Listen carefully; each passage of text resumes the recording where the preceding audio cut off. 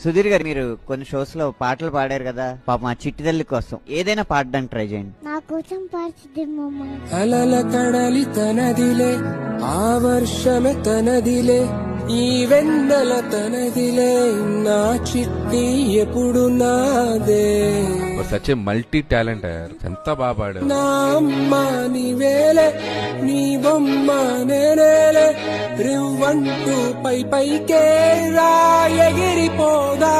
మేమందరం కూడా ఎమోషనల్ అయిపోయాం, నిజంగా అంత టచింగ్ గా ఉంది అసలు. తోటి మట్టాడే బుజ్జాయిని నీకు నేరుగా చూకుట్టవా, ఎంచుకు నచ్చిన మిఠాయిలన్నీ తింటాగావో నచ్చిన. సుధీర్ మామతో పాటు నువ్వు కూడా పాడి మమ్మల్ని అందరినీ ఏడిపించేసావు. అమ్మడివే గుమ్మడివే ఆయుష్ నూరేళ్ళు కన్నుల్లో ఉంచేస్తా ఉన్నంత దాకాను. నా అమ్మ నీవేలే, నీ బొమ్మ.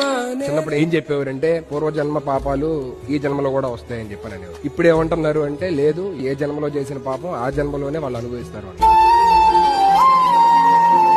3.5 ఏళ్ల పాప ఏం చేసి ఉంటది అని చెప్పానని దేవుడు బేసికల్ ఎందుకు అలా చేశాడు.